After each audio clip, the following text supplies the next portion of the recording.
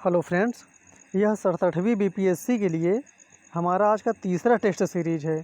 इसमें टोटल 20 प्रश्न हैं, जिसमें से बिहार विशेष, इतिहास और संविधान के क्वेश्चन को लिया गया है। बिहार विशेष के इसमें 10 क्वेश्चन हैं, बहुत इंपॉर्टेंट हैं।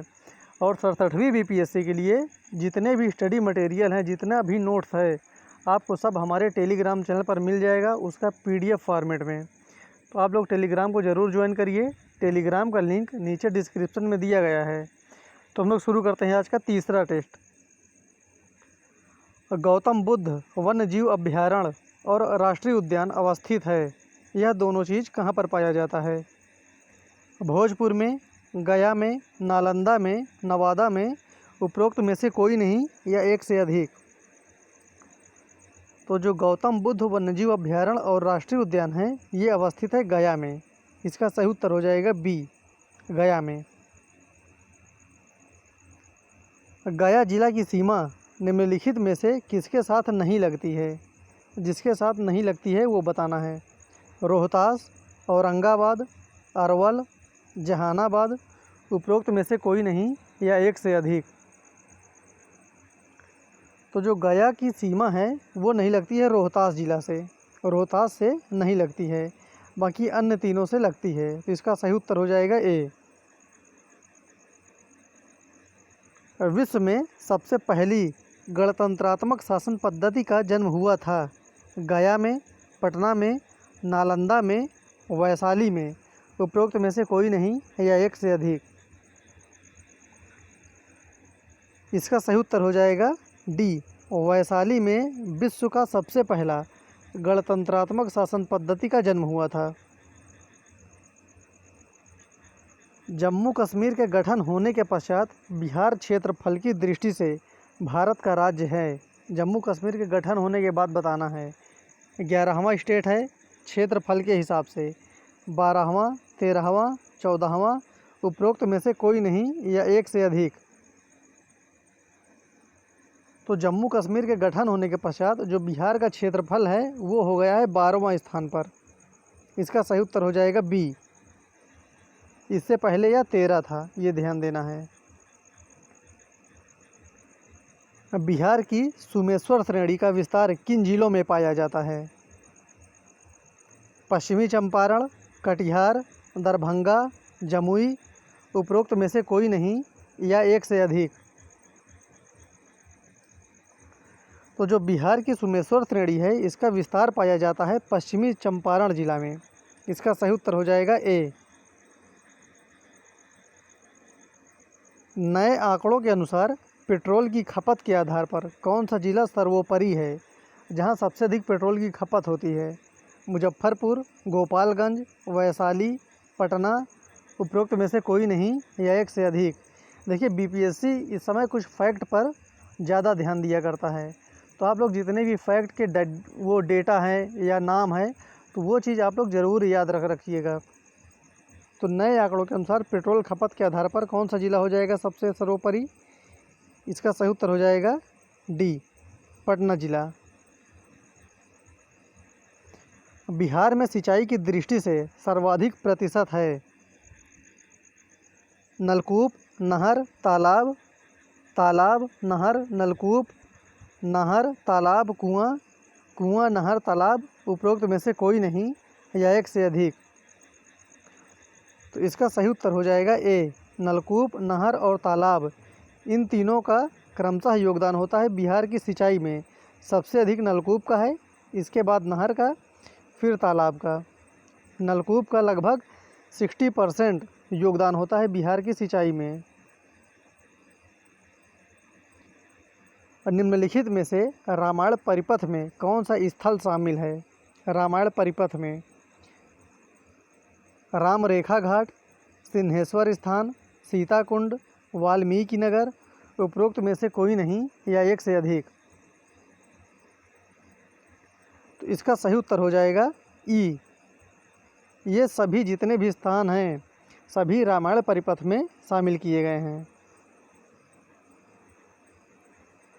बिहार विधान परिषद से प्रथम सभापति हैं बाबू कुंवर सिंह, राजीव रंजन प्रसाद, बिंदेश्वर पाठक, रामधारी सिंह।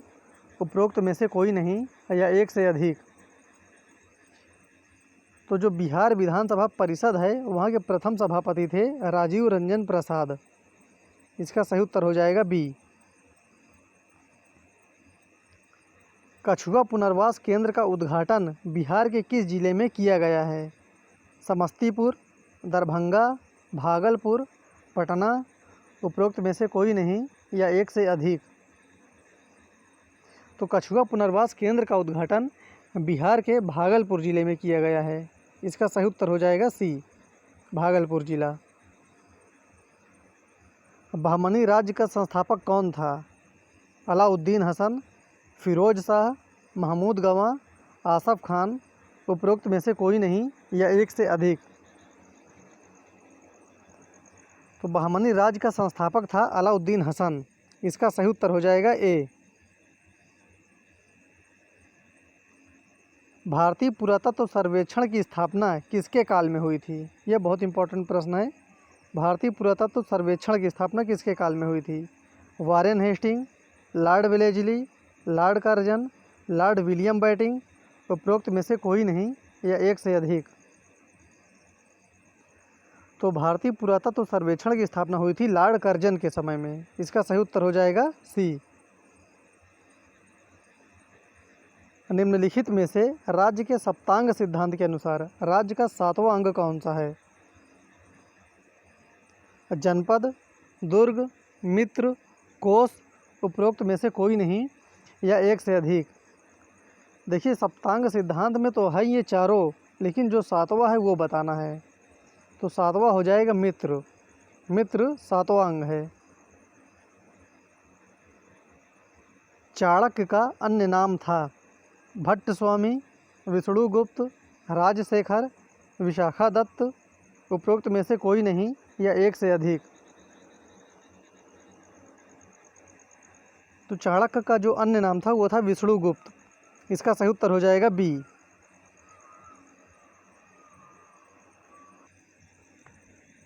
गौतम बुद्ध का किसके सिक्कों पर अंकन हुआ है? जो बुद्ध हैं उनका किनके सिक्कों पर अंकन किया गया है? विमकदफिसेज, कनिष्क, अशोक, बिंबिसार, उपरोक्त में से कोई नहीं या एक से अधिक।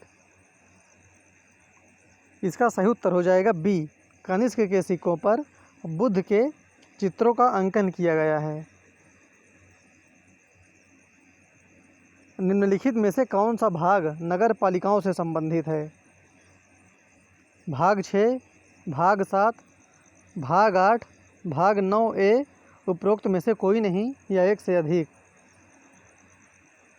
जो नगर पालिकाओं से संबंधित है वो है भाग 9A। इसका सही उत्तर हो जाएगा डी। किस संवैधानिक संशोधन द्वारा शहरी स्थानीय शासन को संवैधानिक दर्जा दिया गया है? शहरी स्थानीय शासन को ये ध्यान देना है। 72वां संविधान संशोधन, 73वां संविधान संशोधन, 74वां संविधान संशोधन, 71वां संविधान संशोधन, उपरोक्त में से कोई नहीं या एक से अधिक। ये बहुत इंपॉर्टेंट प्रश्न है। इसका सही उत्तर हो जाएगा सी, 74वां संविधान संशोधन। यहाँ पर ध्यान देना है, संवैधानिक दर्जा दिया गया है। तो 74वां संविधान संशोधन के अंतर्गत शहरी स्थानीय शासन को संवैधानिक दर्जा प्रदान किया गया है। यदि पंचायत भंग होती है तो किस अवधि के अंदर पुनः निर्वाचन होंगे? 1 माह बाद, 3 माह बाद, 6 माह बाद, 1 वर्ष बाद, उपरोक्त में से कोई नहीं या एक से अधिक। यदि पंचायत भंग हो जाती है तो जो पुनः निर्वाचन होता है वो होता है, इसका सही उत्तर हो जाएगा सी, 6 माह के बाद।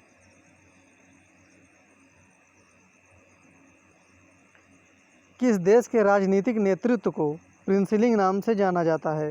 ये क्वेश्चन बीपीएससी में 3 बार आ चुका है और ये बहुत इंपॉर्टेंट है। इसकी आने की संभावना हमेशा बनी रहती है और बीपीएससी ऐसे क्वेश्चन पूछता भी है। जापान, थाईलैंड, चीन, बेल्जियम, उपरोक्त में से कोई नहीं या एक से अधिक। तो किस देश की राजनीतिक नेतृत्व को प्रिंसिलिंग कहा जाता है? इसका सही उत्तर हो जाएगा सी, चीन। देश के किसी भी न्यायालय में चल रहे वाद को अन्यत्र भेजने का अधिकार किसके पास है? राष्ट्रपति, सर्वोच्च न्यायालय, उच्च न्यायालय, राज्य के राज्यपाल, उपरोक्त में से कोई नहीं या एक से अधिक। इसका सही उत्तर हो जाएगा बी, सर्वोच्च न्यायालय के पास होता है ये अधिकार। इस प्रकार ये आज हमारा तीसरा टेस्ट कंप्लीट हुआ। फिर जल्दी मिलते हैं अगले वीडियो में, तब तक के लिए धन्यवाद।